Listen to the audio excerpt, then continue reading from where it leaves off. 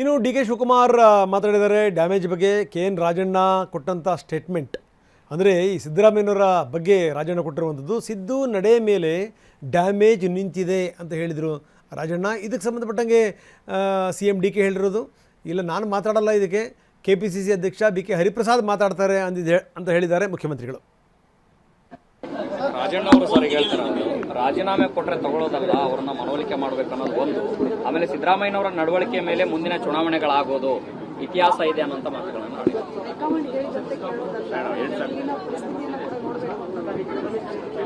I think ನಮ್ಮ PCC president ಮಾತಾಡ್ತಾರೆ. ರಾಜಣ್ಣ ಅವರು ಸರ್ ಹೇಳ್ತಾರೆ, ರಾಜೀನಾಮೆ ಕೊಟ್ಟರೆ ತಗೊಳ್ಳೋದಲ್ಲ, ಅವ್ರನ್ನ ಮನವೊಲಿಕೆ ಮಾಡಬೇಕು ಅನ್ನೋದು ಒಂದು. ಆಮೇಲೆ ಸಿದ್ದರಾಮಯ್ಯನವರ ನಡವಳಿಕೆ ಮೇಲೆ ಮುಂದಿನ ಚುನಾವಣೆಗಳಾಗೋದು ಇತಿಹಾಸ ಇದೆ ಅನ್ನೋಂಥ ಮಾತುಗಳನ್ನು